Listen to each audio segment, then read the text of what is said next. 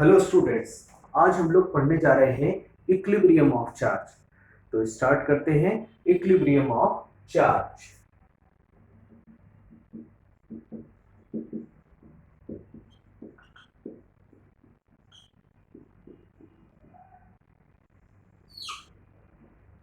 Equilibrium of charge. तो देखिए, सबसे पहले तो हम लोग ये जानते हैं कि कोई भी चार्ज इक्विलिब्रियम में कब होता है। तो किसी भी चार्ज पर जब नेट फोर्स की वैल्यू जीरो हो जाती है तो वो चार्ज इक्विलिब्रियम में होता है। ठीक है, किसी भी चार्ज पर नेट फोर्स की value zero, if F net equal to zero then charge is said to be in equilibrium। ठीक, बात समझ में आई बेटा कि किसी भी चार्ज पर अगर नेट फोर्स की वैल्यू जीरो होगी तो वो चार्ज इक्विलिब्रियम में होगा। अब इक्विलिब्रियम की कंडीशन फाइंड आउट करने के लिए हमारे पास दो केसेस हैं, तो वन बाय वन इनको हम समझने जा रहे हैं। तो देखिए, दो केसेस हम लोग ऐसे ले रहे हैं जिसमें हमें दो फिक्स्ड चार्जेस दे रखे होंगे और थर्ड चार्ज का इक्विलिब्रियम हम देखेंगे कि किस पोजीशन पर वहां मिल रहा है, यानी थर्ड चार्ज पर नेट फोर्स की वैल्यू जीरो कहां पर मिल रही है। ठीक है, तो पहला केस है when two fixed charges are of same type, then equilibrium of third charge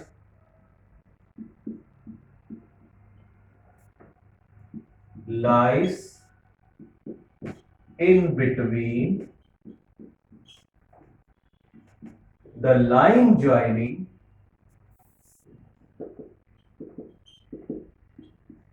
between two charges। ठीक है, पहला केस हमको दे रखा है कि दो सेम टाइप के अगर फिक्स्ड चार्ज हैं, जैसे सपोज कर लेते हैं ये Q1 का चार्ज है, ये Q2 का चार्ज है और दोनों सेम टाइप के हैं। सेम टाइप का मतलब दोनों पॉजिटिव पॉजिटिव हो या फिर दोनों निगेटिव निगेटिव हो, ये माइनस Q1 हो और ये माइनस का Q2 हो।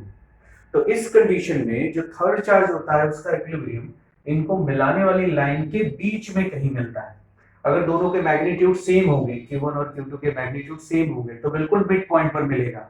और अगर मैग्नीट्यूड सेम नहीं है, सपोज दैट हमको दे रखा है कि Q1 का मैग्नीट्यूड Q2 से लेस है, ये लो मैग्नीट्यूड का चार्ज है, ये हाई मैग्नीट्यूड का चार्ज है, तो लो मैग्नीट्यूड वाले चार्ज की तरफ इक्विलिब्रियम मिलेगा। ठीक है, इक्विलिब्रियम लो मैग्नीट्यूड वाले चार्ज की तरफ मिलेगा।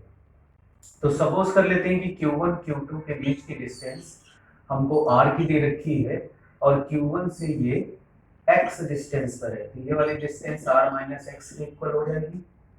ठीक, अब अगर इसका इक्विलिब्रियम हमको फाइंड आउट करना है तो क्या करना पड़ेगा, इस पर नेट फोर्स की वैल्यू जीरो।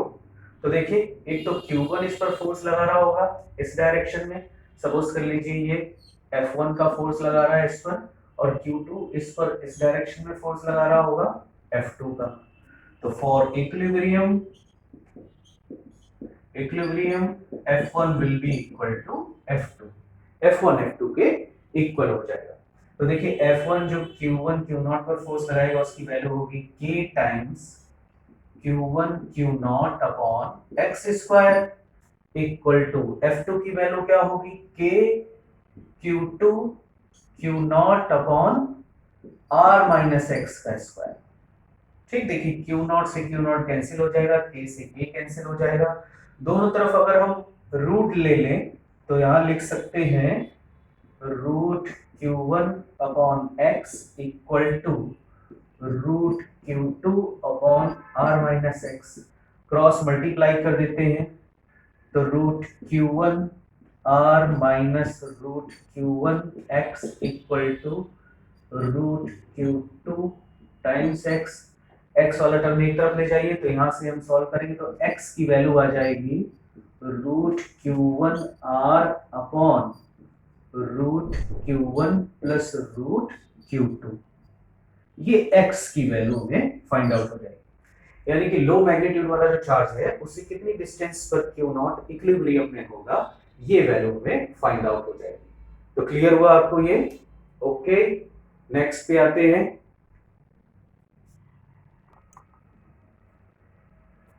ओके, देखिए नेक्स्ट केस है, केस सेकंड हमारे पास। When two fixed charges of opposite type, then equilibrium of third charge lies outside the line joining of two charge and near to low magnitude of charge. Means अगर charges जो fixed वाले हैं हमारे पास वो opposite sign के हो, मतलब एक माइनस Q1 का और दूसरा प्लस Q2 का, ठीक है, अपोजिट साइन की, ये माइनस हो वो प्लस हो, या वो माइनस हो जाए ये प्लस हो जाए, कोई भी कंडीशन हो सकती है। तो उस कंडीशन में जो थर्ड चार्ज का इक्विलिब्रियम है वो इनको मिलाने वाली लाइन के आउटसाइड मिलता है, वो भी उधर जिधर लो मैग्नीट्यूड का चार्ज होता है। तो यहाँ पर देखिए हम लोगों ने कंसीडर किया था कि Q1 का मैग्नीट्यूड जो है वो Q2 से लेस है, तो लो मैग्नीट्यूड इसका होगा, तो यहां पर हमको इक्विलिब्रियम मिलेगा। तो कंसीडर कर लेते हैं कि इससे x डिस्टेंस पर है और इस वाले चार्ज से कितनी डिस्टेंस हो जाएगी, r प्लस x, क्योंकि चार्जेस के बीच की डिस्टेंस r है। तो अब देखो यहाँ पर ये Q1 वाला चार्ज जो है नेगेटिव है, सपोज दैट ये इस पर अट्रैक्शन का फोर्स लगाता है इधर F1 का, वो Q2 वाला चार्ज इस के प्लस Q नॉट चार्ज पर इधर की डायरेक्शन में फोर्स लगाएगा F2 का, ठीक। अब देखिए इक्विलिब्रियम होने के लिए इस चार्ज पर नेट फोर्स की वैल्यू 0 होनी पड़ेगी, तो for equilibrium F1 will be equal to F2, ठीक। तो F1 की वैल्यू क्या होगी, देखिए ये Q1 से इस पर लगने वाला फोर्स है, that is Q1 Q naught upon x square, and this will equal to F2. F2 will be equal to K Q2 Q naught upon R plus x का स्क्वायर। फिर से देखिए K और Q naught कैंसिल हो जाएंगे, दोनों तरफ root ले लीजिए, तो root Q1 upon x, this will be equal to root Q2 upon R plus x, cross multiply कर दीजिए, क्रॉस मल्टीप्लाई करेंगे तो root Q1 into R plus root Q1 into x, this will be equal to root Q2 into x, x वाले term एक साथ कर लीजिए, तो x will be equal to लिख सकते हैं हम root Q1 r upon root Q2 minus root Q1, ये x की वैल्यू आ जाएगी, ठीक। तो Q1 से x डिस्टेंस पर ये इक्विलिब्रियम में होगा। तो इस तरीके से हम चार्जेस का इक्विलिब्रियम फाइंड आउट कर सकते हैं। तो देखिए दो केस है हमारे पास, इनकी समरी मैं आपको बता दूं कि पहला केस था कि दो फिक्स्ड चार्जेस सेम टाइप के हैं, ठीक है, या तो पॉजिटिव पॉजिटिव या नेगेटिव नेगेटिव, तो उस कंडीशन में थर्ड चार्ज का इक्विलिब्रियम उनको मिलाने वाली लाइन के बीच में लाई करेगा और वो भी लो मैग्नीट्यूड चार्ज के पास लाई करेगा। दूसरा केस है जिसमें two fixed charges opposite sign के हैं, यानी कि एक पॉजिटिव एक नेगेटिव होगा, तो उस कंडीशन में थर्ड चार्ज का इक्विलिब्रियम उनको मिलाने वाली लाइन के आउटसाइड लाई करेगा और वो भी जिधर लो मैग्नीट्यूड का चार्ज होगा उस तरफ लाई करेगा, ठीक है। और किस तरीके से हम उसकी एक्स पोजीशन यानी कि डिस्टेंस निकालेंगे किसी भी चार्ज से, उसको सॉल्व आउट करने का तरीका ये है कि उस पर नेट फोर्स को हम जीरो करके एक्स की पोजीशन को फाइंड आउट कर लेंगे, ठीक है। क्लियर हुआ बच्चों? ओके ओके स्टूडेंट्स, तो देखिए अभी हम लोगों ने जो ये सीखा कि चार्ज का इक्विलिब्रियम की पोजीशन हम कैसे फाइंड आउट करते हैं, तो अब इस इक्विलिब्रियम के बारे में ये भी पूछा जाता है कि ये किस टाइप का इक्विलिब्रियम होगा, यानी कि स्टेबल इक्विलिब्रियम होगा कि अनस्टेबल इक्विलिब्रियम होगा कि न्यूट्रल इक्विलिब्रियम होगा। ये तीन टाइप के इक्विलिब्रियम होते हैं, ठीक है। तो अब हम लोग पढ़ने जा रहे हैं टाइप्स ऑफ इक्विलिब्रियम। तो फर्स्ट है स्टेबल इक्विलिब्रियम,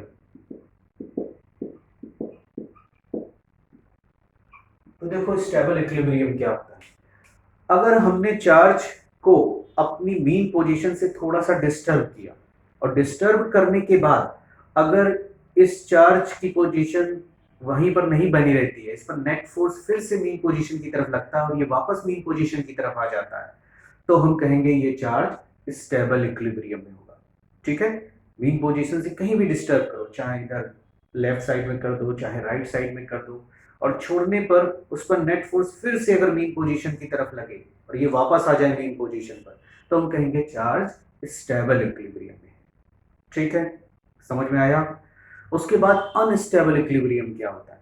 अगर रखा हुआ चार्ज जो इक्विलिब्रियम में था उसको हम मीन पोजीशन से डिस्टर्ब करते हैं और डिस्टर्ब करने के बाद अगर छोड़ते हैं और नेट फोर्स उधर ही की डायरेक्शन में लगता है जिधर हमने डिस्टर्ब किया, तो ये उधर ही की तरफ भाग जाएगा, वापस नहीं आएगा।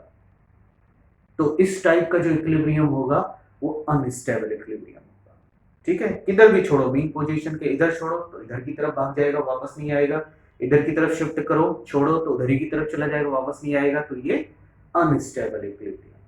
थर्ड टाइप का इक्विलिब्रियम होता है न्यूट्रल इक्विलिब्रियम।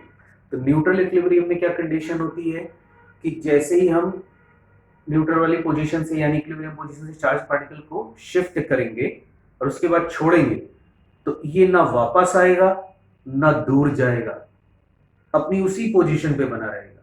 तो इस टाइप का जो इक्विलिब्रियम होता है वो न्यूट्रल इक्विलिब्रियम होता है। ठीक है, मीन पोजीशन से इधर शिफ्ट कर दोगे तो भी वापस नहीं आएगा, ना उधर जाएगा, जिधर रख दिया वहीं पर ही रहेगा, वापस नहीं आएगा। तो ऐसा इक्विलिब्रियम न्यूट्रल इक्विलिब्रियम। ठीक है, तो ये तीन टाइप के इक्विलिब्रियम होते हैं, stable equilibrium, unstable equilibrium and third is neutral equilibrium.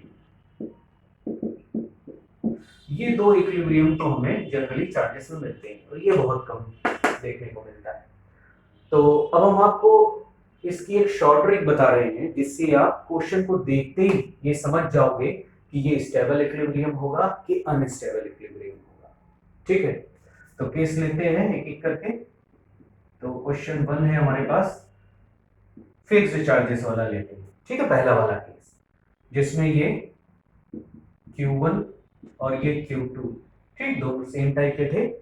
तो इस कंडीशन में इक्विलिब्रियम कहां मिलेगा, इनको मिलाने वाली लाइन के बीच में मिलेगा। ठीक, यहां कहीं पर मिलेगा और मान लो ये प्लस Q0 का चार्ज है जिसका हम इक्विलिब्रियम देख रहे हैं। ठीक है, तो आपको क्या करना है, ऐसे याद रखना है कि जो ये पॉजिटिव पॉजिटिव चार्जेस हैं उनको ऐसा कंसीडर करके चलिए कि ये पढ़ने वाले स्टूडेंट्स हैं, और जो नेगेटिव वाले चार्जेस हम कंसीडर करेंगे यहाँ पर उनको आप मान के चलिए ये ना पढ़ने वाले स्टूडेंट्स। तो देखिए जब पढ़ने वाले स्टूडेंट्स हैं वो आपस में साथ साथ होंगे तो उनकी आपस में खूब बनेगी और हम कहेंगे स्टेबल इक्विलिब्रियम होगा। इसी तरीके से अगर उनके ना पढ़ने वाले स्टूडेंट्स हैं और उसमें बीच में कोई ना पढ़ने वाले स्टूडेंट्स आ जाता है तो उनकी भी आपस में खूब बनती है, तो वो भी एक स्टेबल इक्विलिब्रियम होता है।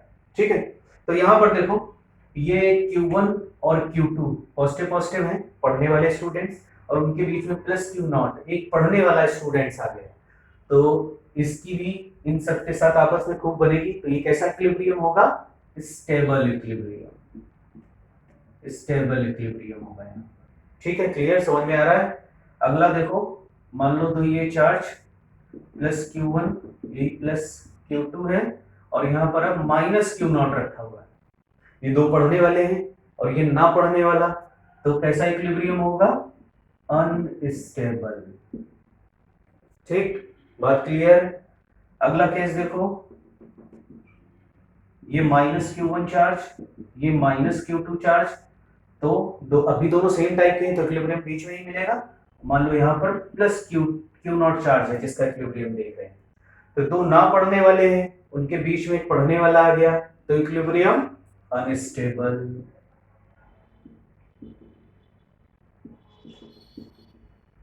ठीक, फिर से देखो यही दो चार्जेस हैं, माइनस Q1 माइनस Q2, अब की बार यहाँ पर माइनस का Q0, ये दो ना पढ़ने वाले उनके बीच में ही ना पढ़ने वाला, तो ये स्टेबल इक्विलिब्रियम बन जाएगा।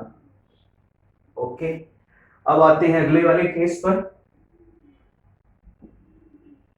ये प्लस का Q1, ये माइनस का Q2। ठीक, अब इक्विलिब्रियम कहां मिलेगा?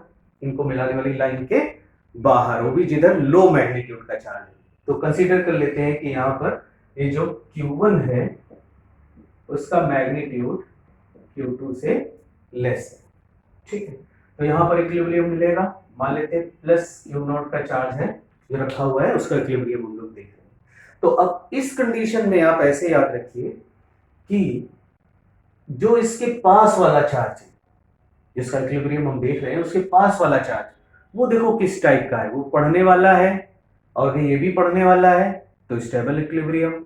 अगर वो ना पढ़ने वाला है और ये पढ़ने वाला, तो अनस्टेबल इक्विलिब्रियम, यानी अपोजिट साइन हो जाएंगे तो अनस्टेबल इक्विलिब्रियम हो जाएगा, और सेम टाइप के साइन होंगे तो स्टेबल इक्विलिब्रियम। तो देखो यहां पर इस कंडीशन में कैसा हो जाएगा, ये भी पॉजिटिव ये भी पॉजिटिव, तो स्टेबल इक्विलिब्रियम।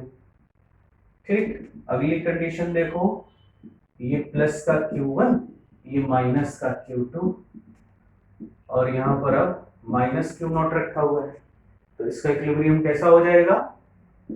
अनस्टेबल। ठीक, अगला केस लेते हैं।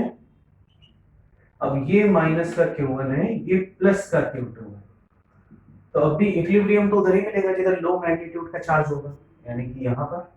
अब ये प्लस का Q0 है, अपोजिट हो गए तो अनस्टेबल। अगला केस, ये माइनस का Q1, ये प्लस का Q2। ठीक, इक्विलिब्रियम यहां पर माइनस का Q0 साइन रखा हुआ है, चार्ज रखा हुआ है, तो ये भी निगेटिव ये भी निगेटिव, तो ये भी क्या हो जाएगा? Stable equilibrium. क्लियर? तो अब इस तरीके का क्वेश्चन अगर कोई आपको दे रखा हो तो आप देखते ही सॉल्व कर सकते हो कि इसका इक्विलिब्रियम कैसा होगा, स्टेबल होगा कि अनस्टेबल। ओके, क्लियर होगा बच्चों? Very good.